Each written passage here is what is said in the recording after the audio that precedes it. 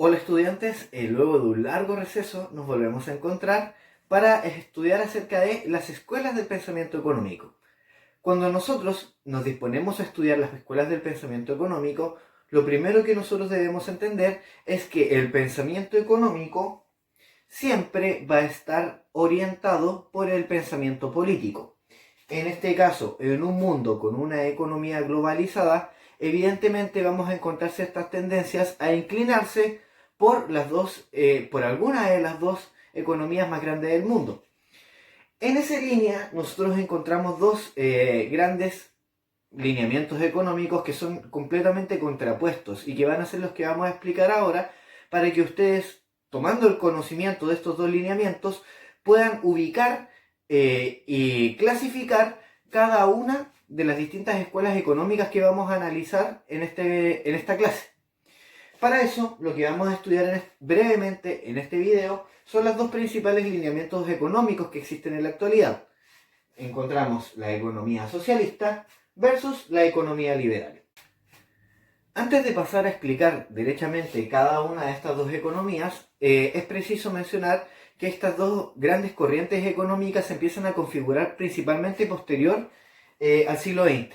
Después del siglo XX es cuando empiezan a tomar fuerza principalmente la economía de Estados Unidos, posterior al término de la Primera y la Segunda Guerra Mundial. La Segunda Guerra Mundial ya terminó de consolidar a Estados Unidos como la principal potencia económica. Y para el lado de la economía socialista encontramos principalmente a Rusia, con la ex Unión Soviética. Luego de la desintegración de la Unión Soviética, Rusia se mantiene hasta el día de hoy con un modelo de una economía socialista, y hay otros países como China, que también es una gran potencia a nivel mundial, que también continúan con este modelo económico. Con respecto a la economía socialista, hay algunos detalles que son claves para poder entender cómo funciona en propiedad el socialismo. Primero que todo, nosotros tenemos que entender el concepto de socialista, ¿ya? Cuando nosotros hablamos de socialista nos referimos a algo social. Cuando hablamos de algo social, evidentemente nos estamos refiriendo a un grupo humano. Cuando se habla de economía socialista, se habla de que todos los individuos en su conjunto forman una unidad. Es decir, el pueblo en sí vendría a ser una unidad. La justificación de este modelo económico lo podemos encontrar en los planteamientos de Karl Marx. Karl Marx era un economista, bueno, muchos títulos tenía Karl Marx, pero entre ellos se le destaca como economista. Él era alemán. Y lo primero que plantea Karl Marx es que la lucha de clases es el motor de la historia. ¿Qué quiere decir esto? Plantea que durante toda la historia de la humanidad ha existido una constante lucha de clases entre ricos y pobres. Nosotros lo podemos ver, o lo que nos señala Marx, es que en Roma sucedía entre patricios y plebeyos, que después en la época de la Edad Media sucedía entre aristócratas y el pueblo, que luego se da entre el proletariado y los burgueses, pero siempre tenemos una constante pugna entre dos clases sociales diferentes. En esa justificación, Marx lo que señala es que el pueblo debe establecer una dictadura del proletariado. Es decir, que sin el pueblo, sin los trabajadores, las empresas no funcionan. Por lo tanto, que los trabajadores deben tomarse las empresas, expulsar a los patrones, que según la lógica de Marx los oprimen, y únicamente ser ellos los que administren las empresas. Lo segundo que plantea esta economía socialista es la eliminación de la propiedad privada. Que no se malentienda, cuando hablamos de la eliminación de la propiedad privada, no nos referimos a que el día de mañana las personas que tengan una economía socialista van a perder sus casas, van a perder sus trabajos, van a perder sus autos. No nos referimos a ese tipo de propiedad privada, nos referimos en términos económicos, exclusivamente en términos económicos. ¿Qué tipo de propiedad privada? Por ejemplo, grandes empresas.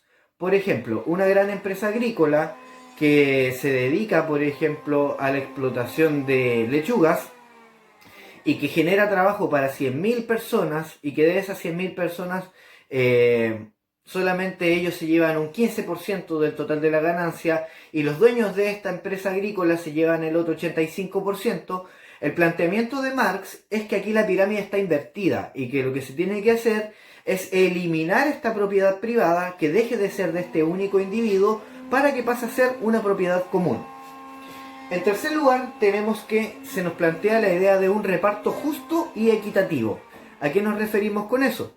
De que no van a existir estos supersueldos para los controladores de las empresas, sino que al tener una dictadura del proletariado, cada trabajador es tan esencial como cada uno de los otros. Por lo tanto, si mi trabajo es esencial y el trabajo de él es esencial, ambos merecemos ganar lo mismo. Por lo tanto, se habla en la lógica socialista, se habla de que todo es para todos y todos trabajan para todos.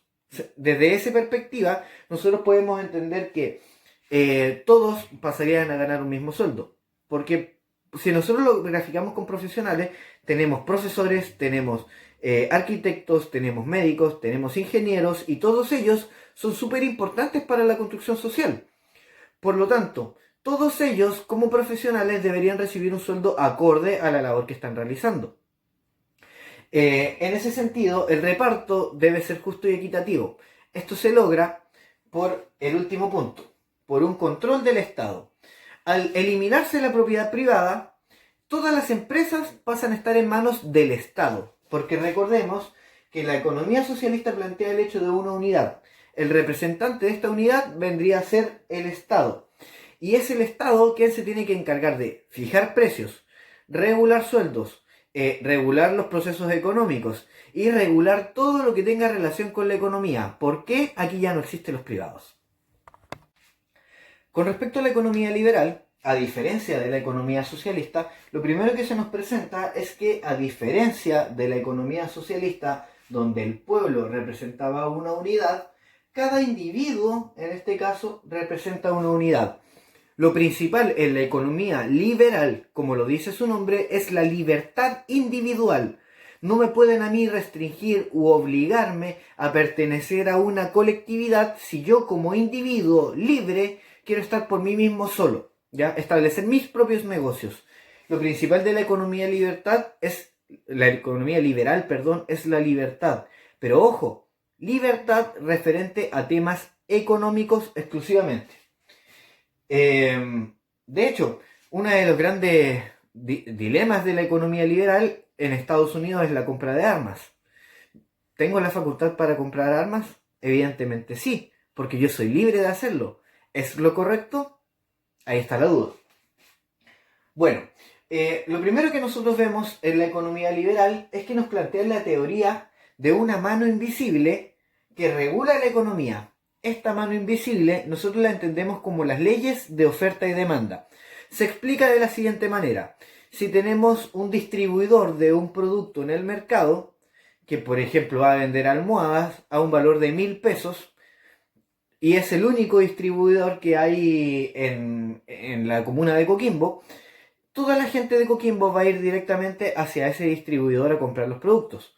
Sin embargo, si apareciera un segundo distribuidor que vendiera las almohadas a 500 pesos, esta mano invisible haría que los compradores se dirigieran a este nuevo comprador, a este nuevo vendedor de almohadas, y que todos pasen a comprarle a ellos. De esta manera funciona la mano invisible, moviéndose únicamente por leyes de oferta y demanda. Nos lleva al segundo punto, sin intervención del Estado. En la economía liberal, el Estado no puede intervenir en nada en materia económica. Es decir, si la minera quiere establecerse en algún lugar, y el Estado no le puede poner trabas. El Estado lo que tiene que hacer es darle la libertad para que la minera pueda funcionar de manera autónoma, para que pueda generar puestos de trabajo y pueda pagarle impuestos al Estado. En una economía liberal, las empresas pagan impuestos, y eso es la única relación que existe entre la empresa y el Estado, el pago de impuestos. En tercer lugar, tenemos que el principio básico de la economía liberal se basa en la acumulación de capital.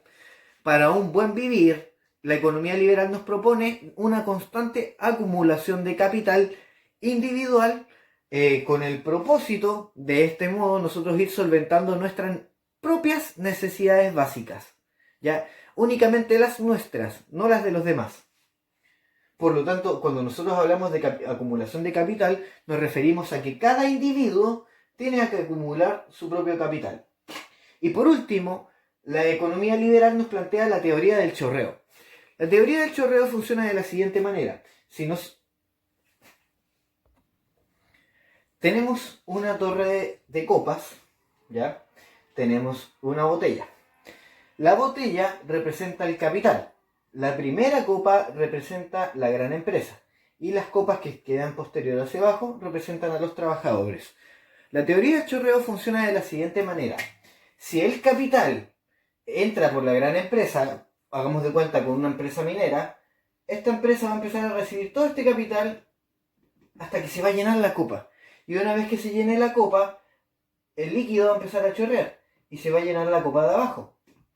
Y una vez que se llenen estas dos copas, el líquido va a seguir fluyendo hasta que se llenen todas las copas. De esta manera, lo que va a suceder es que a medida que las grandes empresas vayan acumulando más capital, este capital va a ir chorreando hacia abajo, de la misma manera que sucedería con una champaña en una torre de copas. Esa es la teoría del chorreo. Lo que plantea la teoría del chorreo es que la mejor manera para que los trabajadores acumulen capital es que ese capital haya nacido en una gran empresa. Ahora bien, ambos sistemas tienen sus falencias. Uno de los problemas más graves de cada uno de los sistemas es que viven cada uno recalcando lo negativo del otro. Pero claro, recalcamos lo negativo del otro, pero ¿dónde está la autocrítica con nuestro propio sistema? Lo que vamos a ver a continuación son las falencias de cada uno de los sistemas. En primer lugar, una de las grandes críticas que se le viven haciendo al socialismo es que sus líderes viven como ricos mientras el pueblo pasa hambre. En este caso, la crítica pasa por la inconsecuencia. Si bien el reparto tiene que ser para todos igual, los líderes de la mayoría de los países socialistas no viven el socialismo como lo vive el pueblo, sino que lo viven con otras características más similares a las de una acumulación de riquezas liberales. En ese sentido, la gran crítica que se le ha hecho al comunismo es que no se puede sostener el modelo con líderes que no comparten la ideología como lo vive el resto de las personas, y ese principal motivo ha generado que mucha gente piense, si ellos pueden vivir así, ¿por qué nosotros no? ¿Por qué nosotros tenemos que pasar hambre mientras ellos viven como ricos? Entonces, en cierto modo se dice que el socialismo funciona para algunos nomás. Con respecto al liberalismo, la principal problemática que tiene es que la copa no chorrea. En el ejemplo que nosotros acabamos de ver, vimos que el champán caía desde la primera copa hacia abajo. Pero claro, pareciera que la primera copa tiene un pozo sin fondo, porque en los países liberales sigue existiendo pobreza. De hecho, Estados Unidos es un país que tiene millones de pobres. Entonces vemos que, si bien las grandes empresas acumulan grandes cantidades de capital, no chorrea precisamente tal la copa como debería. Y esto se puede ver a través de prácticas que incluso suceden en países como Chile, a través de la colusión, que es fijar precios para que no exista una libre competencia, es decir, que esta mano invisible no funcione, abuso laboral hacia los trabajadores, evasión de impuestos. Recordemos que el único nexo entre la economía liberales y el Estado es el pago de impuestos. Si evadimos impuestos, entonces no está funcionando el modelo como debería. En virtud de eso es que se toma lo mejor de ambos modelos, se elimina lo peor y se crea un nuevo tipo de régimen, que son los regímenes mixtos. Donde un régimen mixto lo primero que hace es tomar la protección social del Estado, es decir, del socialismo, toma el hecho de que tiene que ser el Estado el que se tiene que encargar de garantizar los bienes y servicios básicos para toda la población, es decir, salud, educación, alimentación, vivienda, pensiones, por mencionar algunas. Entonces, en este caso, el Estado es quien se encarga de proporcionar todo esto a los habitantes de su territorio.